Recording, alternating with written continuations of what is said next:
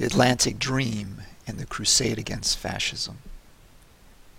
Hitler played an instrumental role in provoking World War II.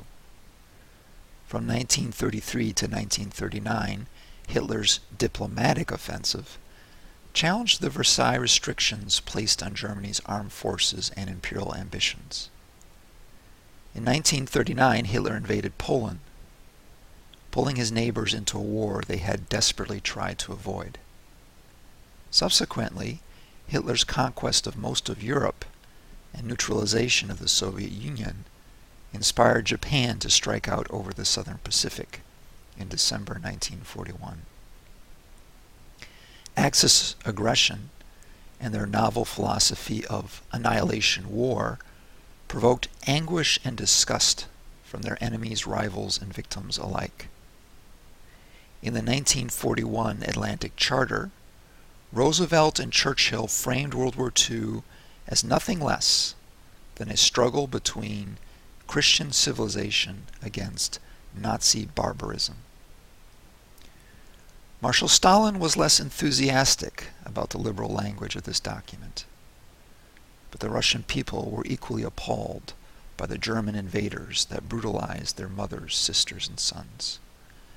From 1941 to 1945, the global anti-fascist alliance increasingly aligned itself with the goals spelled out in the Atlantic Charter, endorsing its vision during war conferences, while mobilizing neutral states to join the crusade against evil fascism, and to remake the world according to the twin principles of peace and prosperity.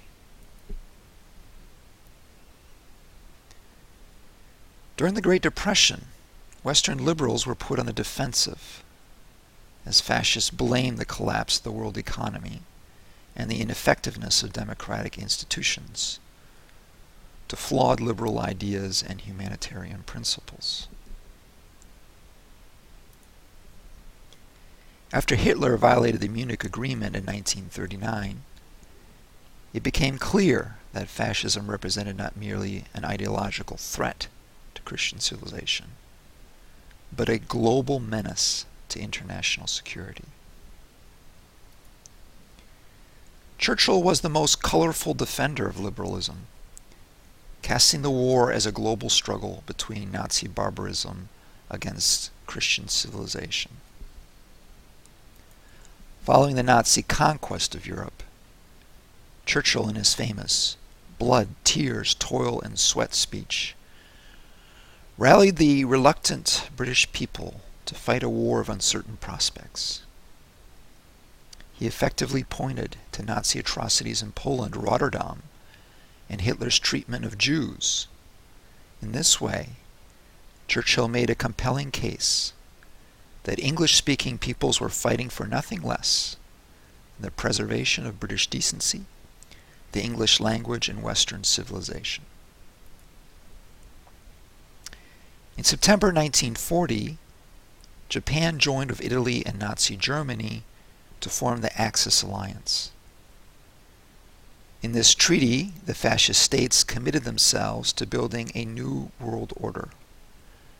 This was a reference to their mutual hatred of the Versailles settlement and its liberal values that they felt had cheated them from the global resources and their rightful place in the international system. In July 1941, Roosevelt invited Churchill to meet him secretly off the waters of Newfoundland. Churchill hoped for a firm alliance. Instead, Roosevelt suggested a joint statement of principles in which the remaining liberal democracies would endorse the sacred values of human rights, free trade, and individual freedom.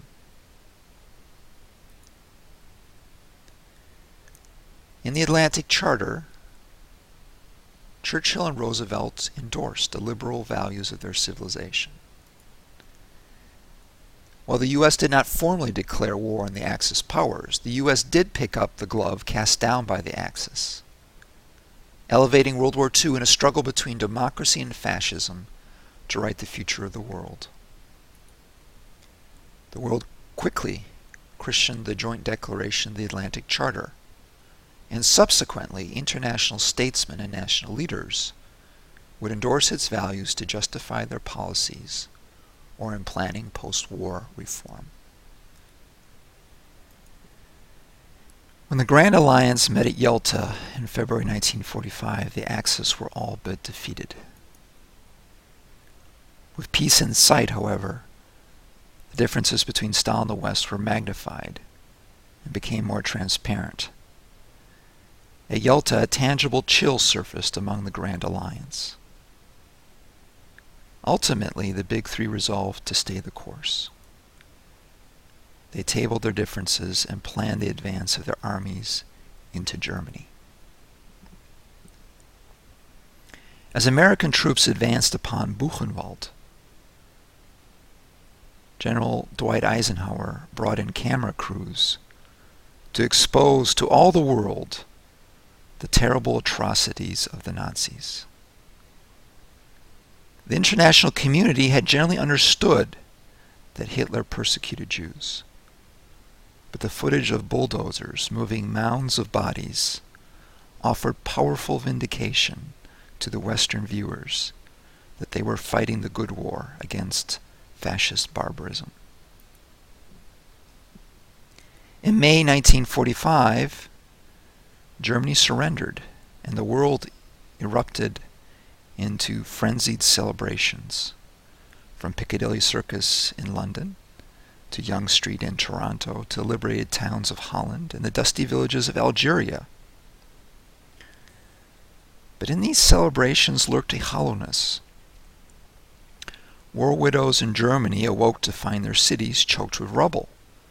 American GIs were going to ship out to continue the fight against Japan. And in Sétif, Algeria, a VE Day celebration degenerated into a massacre when French settlers took exception to Algerians chanting self-determination.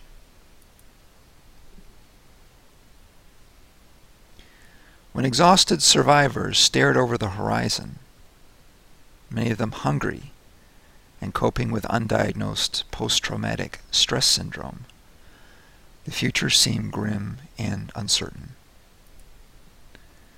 The first task for survivors was to rebuild Europe, reconstruct factories, repair bridges and recondition trains, and just get the economy moving again.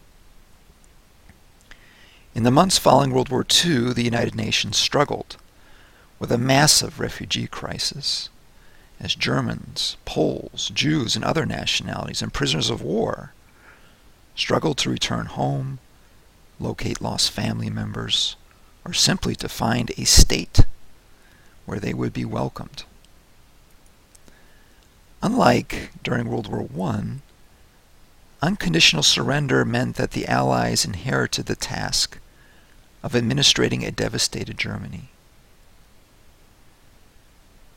Allied bombing and Hitler's Nero decree had left German infrastructure and housing in a dreadful state, and many German citizens teetered on the brink of starvation.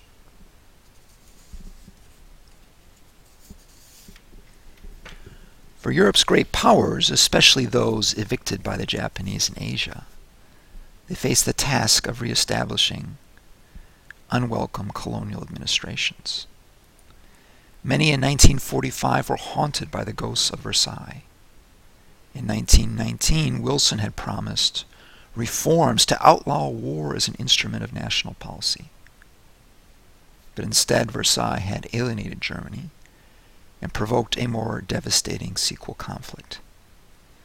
In 1945, people were far less optimistic that international statesmen would be able to cope or to come up with a formula to create a durable peace. Finally, although survivors could breathe a sigh of relief in 1945, that the hostilities had ended, there was no guarantee that the ills of the Great Depression had been conquered and wouldn't return, especially as belligerent states shifted from deficit spending to austerity measures.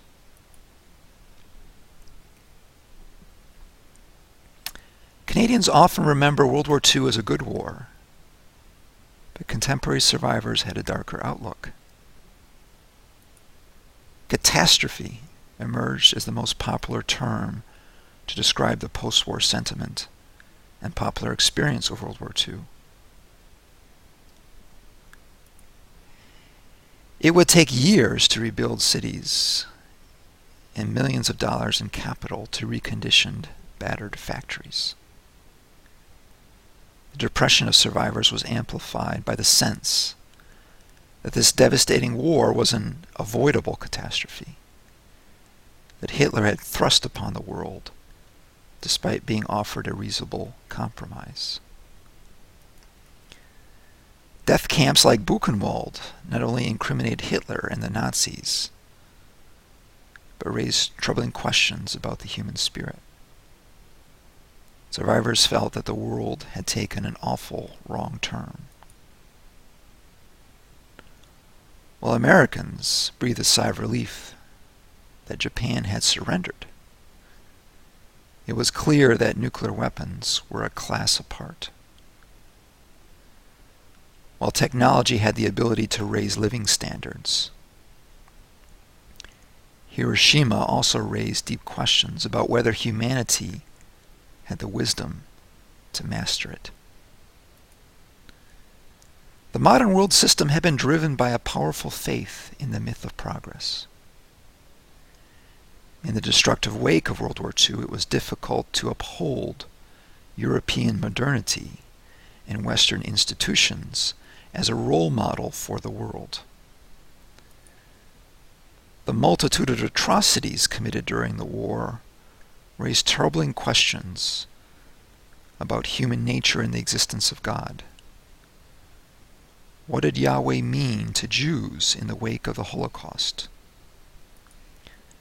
Most of all, ordinary people were simply exhausted, physically and often psychologically. They wanted to put the war behind them, but they were haunted by nightmares, ruined cities, and broken economies. Many people, assessing the damage wreaked by World War II, found it difficult to imagine how the world could ever be rebuilt. So all these conditions led to a revolutionary moment, a period of extraordinary time where ordinary people felt compelled to take the stage and give expression to their fears and their hopes. The Atlantic Charter had exhorted people to sacrifice in order to safeguard Western civilization, humanitarian values, individual freedom, and democracy. Having elevated World War II into a people's crusade, now ordinary people demanded that the principles for which they had fought and died would become manifest in a new international system. Civilians had been World War II's most typical casualty, and among exhausted and starving survivors there emerged a powerful sentiment that this catastrophe must never again recur.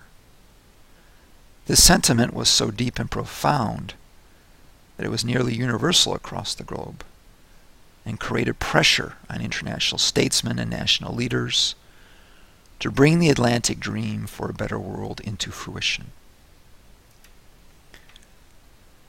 Already during wartime conferences, Allied statesmen had taken to the habit of invoking the Atlantic principles. By embracing the peace and prosperity slogan, they created an informal contract with ordinary people to bring about a better post-war world.